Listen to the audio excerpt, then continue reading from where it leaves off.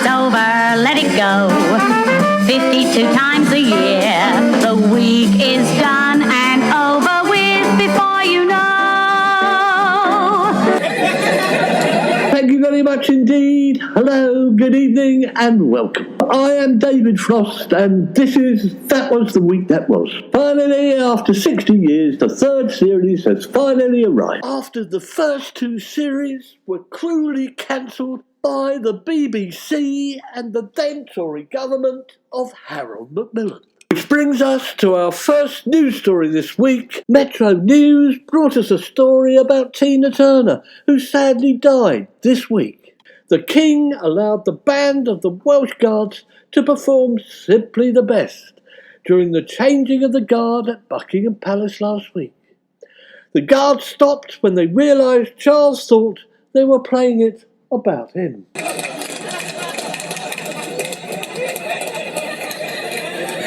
Seagulls are rarely out of the news in Britain. In the Express, we read the British hotspots where seagulls are most likely to steal food from. The 496 branches of McDonald's came top of the list. Sadly this week, Caleb Cooper announced a surprising career move as he left Clarkson's farm. Caleb without Clarkson is like a cow without udders. Well, he looks like a cow without udders anyway. If you ever wanted to know what people do in Cornwall Live we had a daredevil dad who wanted to sail from Canada to Falmouth in the world's smallest ever boat. The boat was remarkably similar to a converted wheelie bin. Well, he won't have too much trouble putting the bins out on his journey anyway, will he? However, as it turned out, he didn't have time to put the bins out because on day one, his boat sank. His boat was like an iceberg with most of it under the water. And before very long, the rest of it was under the water as well. The Independent wrote, the BMW owner's horror as £100,000 car washes out to sea with the passengers inside. That reminds us of a little song, and here's the Duracell Bunny. At the car wash, talking about the car wash, yeah. Come on you all and sing it with me. Car wash, sing it with me. Feel it now, car wash, yeah. Whilst in the Mail Online we saw a smiling Rishi posing with a jogger who teased he beat the PM on a 10k course in 47 minutes, after Sunak aimed to finish the race in under an hour. So Rishi Sunak ran a 10k in under an hour. 10k, which is about what he makes every hour, isn't it? It was also the last week of the football season, and Sam Allardyce launched an extraordinary rant at Leeds flops for professional suicide. You have got to give it to the man. I suppose if there's one thing that former England manager Sam Allardyce knows about, it's professional suicide. Later in the week, as if by magic, Sam left Leeds after just 25 days in charge, following talks with the club after Premier League relegation. Yes, far-right libertarian Allardyce's career with Leeds lasted just 25 days, beating the 44 days Brian Clough lasted with Leeds in 1974 and the 44 days that Liz Truss was in charge of South West Norfolk. The Telegraph reported on a chef armed with a fish knife who attacked Benedict Cumberbatch's £3.5 million family home. So a poissonner attacked Benedict Cumberbatch. No, not a poisoner, you muppet. It's the proper name for a chef who murders you with a fish knife. All good things come to an end, and Caleb Cooper announced a surprising career move as he left Clarkson's farm. Caleb said he was leaving because he was fed up with being treated like shit and spread all over Clarkson's Fields. Back over to Cornwall again, the police found a Newquay Zoo red panda at a property after he escaped. The police arrived in the panda car, however the animal got angry and asked for his car back. The police quipped that panda rescue is not a topic taught in training, but how to be racist and how to rape women apparently is. For all you cheese rolling addicts, Gloucester's cheese rolling competition was back, flailing limbs everywhere as the competitors tumbled after the cheese as it rolled down a hill. If you look at the picture, are the people in black shirts there to stop you getting the cheese? A bit like mice and cats. Yes, the sophisticated art of cheese rolling. Flailing limbs everywhere as competitors tumbled after cheese rolling down a hill. Cheese can give you a nightmare, and rolling down a hill while breaking your neck is one of them. The Guardian reported that Rishi Sunak thinks that the UK should play a leading role on global AI guidelines. And can imagine Rishi in the headmaster's office saying, "Can we play a leading role, Mr. Biden, stopping AI in Britain? Please let me, I'll be very good." Rishi Sunak reprising his role there as the teacher's pet at school. The Daily Star always has a strange take on the news, doesn't it? They reported on UK cat killing hot pots that were revealed after 1,000 animals were found mutilated. TW asks, what does a cat hot pot taste like? And how do you make it? We think it tastes a bit catty, so I've heard. Again, the Telegraph reported on its favourite topic, the royal family. King Charles will miss Prince Harry's visit to London because he is hiking in Transylvania. So, if you're a young virgin hiking in Transylvania and a man comes up to you speaking like this, run.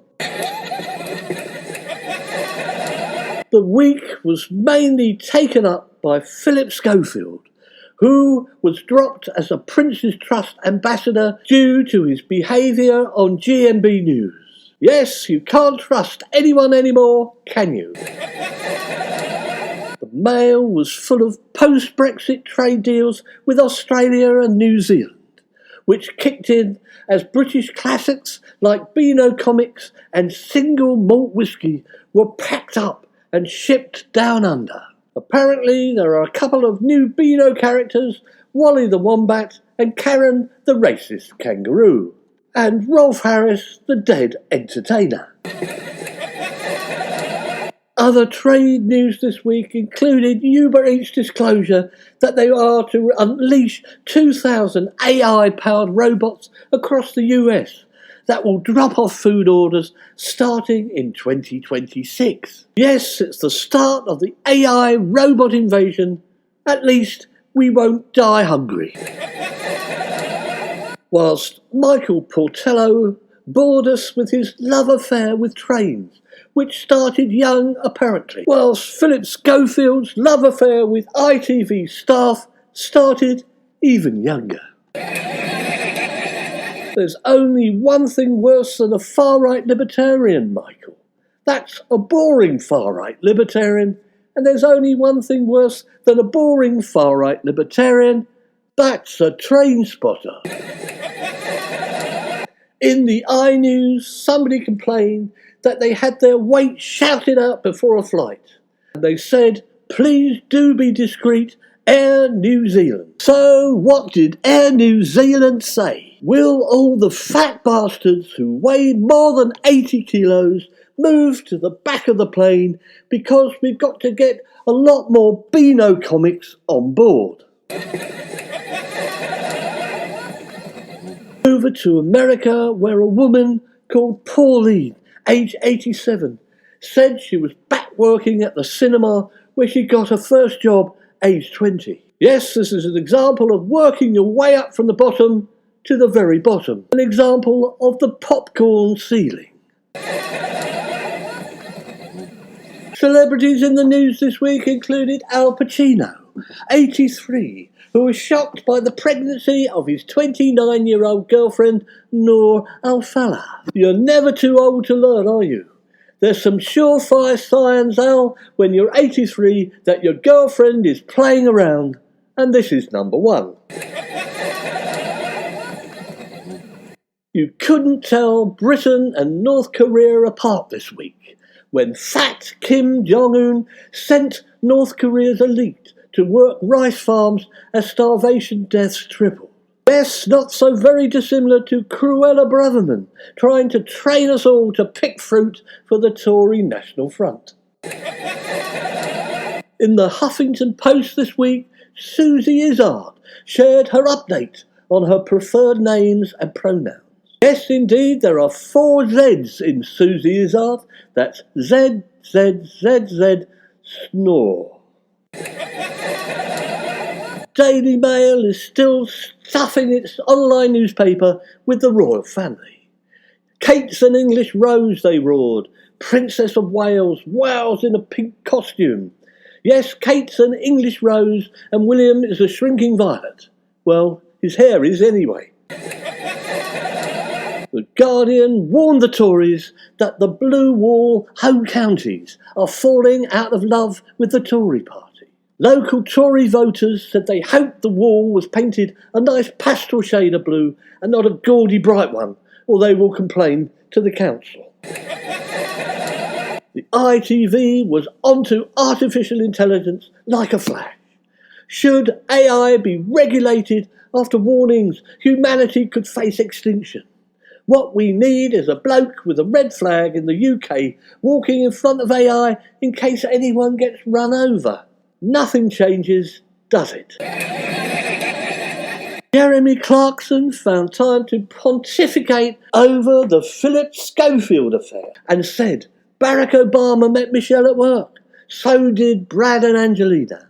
Why are office romances now banned? Indeed, Mr. Clarkson, did you and Caleb meet at work?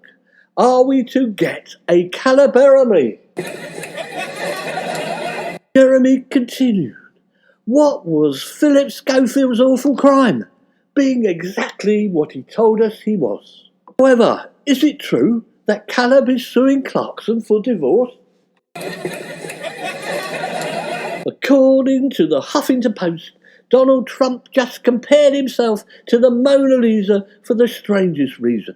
There are some similarities, are there not? Trump is a moaning liar, and the Mona Lisa is, well, the Mona Lisa.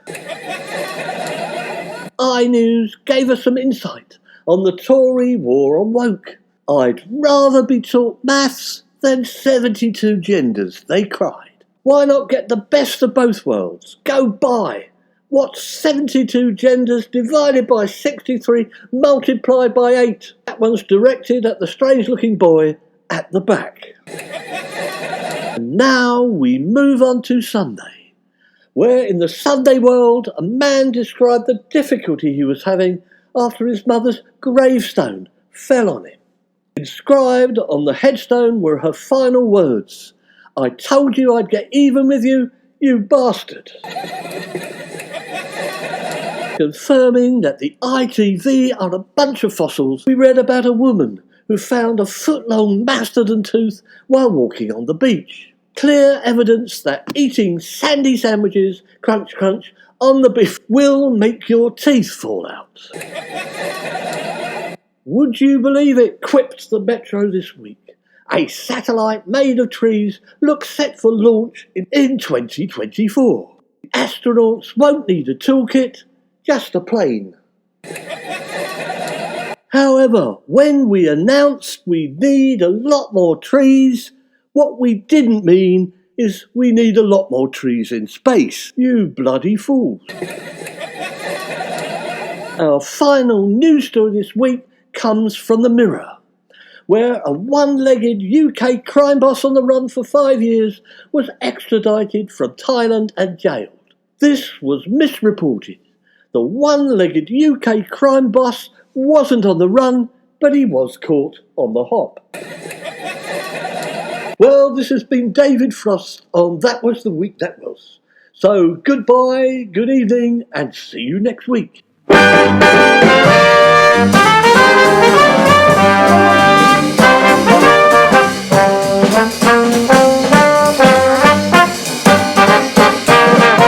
That was the week that was. It's over, let it go. 52 times a year. The week is done and over with before you know.